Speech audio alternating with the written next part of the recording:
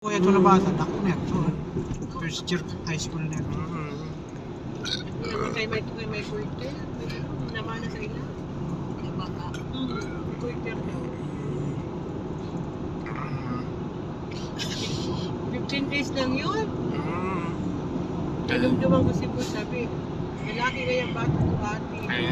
Pagod, nag-text mga ilang araw. Hala, ate namatay ang bata. Nasa incubator yun eh. Incubator siya kasi parang kulang sa akin.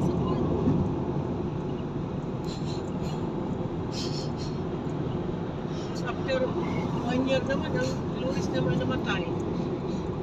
Ito man, ang pagkamatay sa 2, tinurog lang, lingkudan. Pero nagkaon ko siya, oh. Puro kauna ko na yan to sa adilik. Nugos medyo. Luis. Ito man, ubo man. Sige, ang kaubo. Hindi ko nito mapatay 1 week. Ito sa krabi, pinapakal ko pa ulam na ako na duwa. Pero may ano ito, ang bugon. Ako. Wala ko ang bugon. Natama na. Pero kung naano ito na bugon din, nahangin. Bumili ka na sa Luis. Kaso, si bugon din ako lahat. Pati ang puso, natamaan na.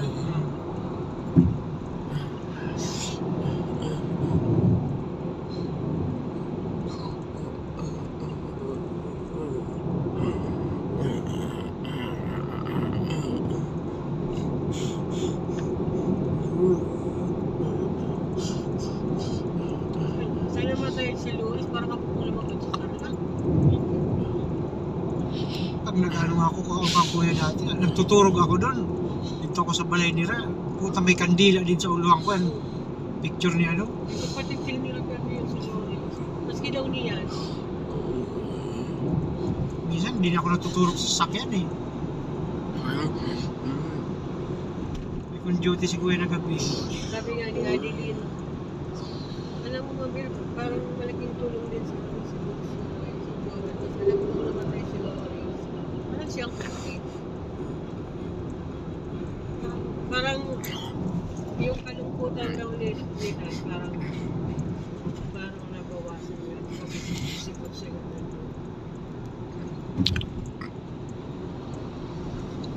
yung dapat siguro sa Tunabalay, ano ko na yan ito, kay Mali Marauton. Totoo na lang. Murang na lunod. Sako na lang. Eh, sabi ko, ba't hindi nagturog din? Wala akong turog doon. Well, liwanan man lang yung kuya. May turog dito. Kasi ginawang tindahan, sako na lang. Lunog, tapos may duyan siya nakasabit. Sabi ko, malik ka na din. Sabi ko, malik ka na. Magkato ka na lang sa Manila. Kadagas ang pili yung ma-apply ang kaso. May trabaho daw sa Magpagayon daw dyan. Kasi medyo relax mo lang ang trabaho.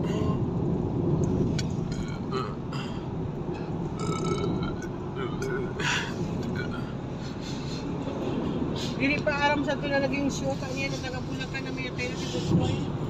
Parang wala naman sa communication na ito. Kung nag-iwan ng malita na malaki, yung babae, hindi pa alam. Ngayon pa yun, ang chat meeting siya, taga-Israel yata. Nasa US, si Iram. Natext ko lang isang gabi. Sabi niya, hindi ko alam kung paano ako mag-react. Tapos, nagtitext siya to, awaton ba na ibang conversation na uy, na-reply sila after 1 week. Ano na babae? Masak pa.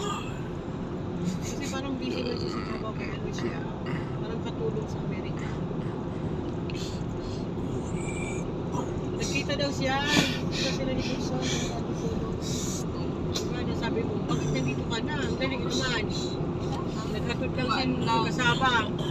Kapag kaya pa nila.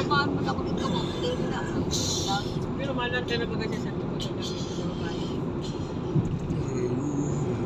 Sabi nga sa babae, na ibo po ngayon sa Joel,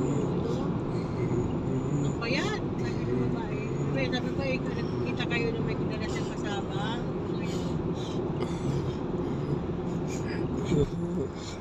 Baka hindi may tugil pa niya. Kasi di man nga niya friend, parang ingat niya sa hindi ba siya na-accept. Baka ano lang, mga text-mate, chat. Chat. Pero ang girlfriend talaga niya, yung sa Bulacan, si Akiko. Pero wala na siguro si Rasanto kaya may hapon yan to. May hapon na murang.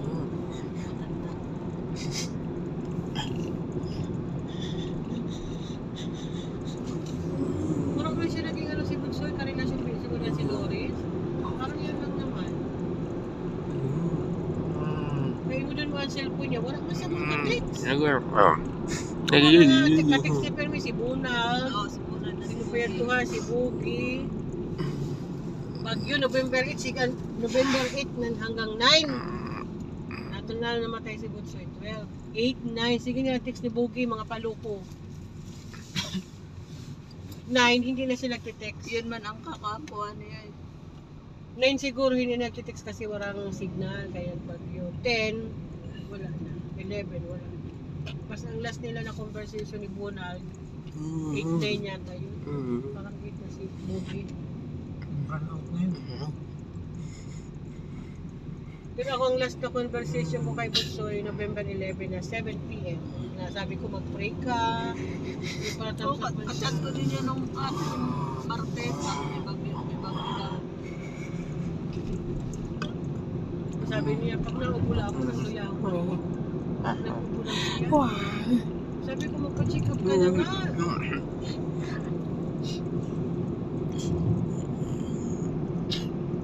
Pulmon niya, sabi nga ni Papa Nestor, alam mo nang ano kayo doon, pulmon niya. Nakamatay. Hindi naman talaga yung sa kidney. May komplikasyon na yun, dara na yun. Sabi ko nga sa kanya, huwag kang parain ng gamot na binigay sa ito. Ubus na rin niya to. Hindi ko ano. Pero nagbaba mo po ano yun sa to, nagbaba mo sabi niya. Baka yun ang makasira sa kidney. Ibo talagang Iwan resita sa kanya. patay siya. Hindi niya kinaya, makulong sa tantiyan. Bloated ka daw siya, marunong pag-bloated ang tiyan.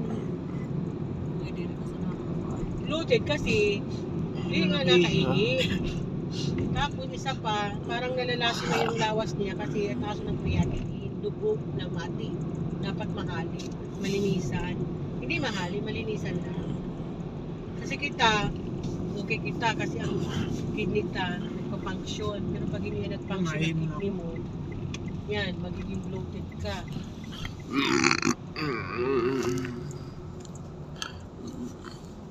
Diyos ko, gano'n talaga ang buhay.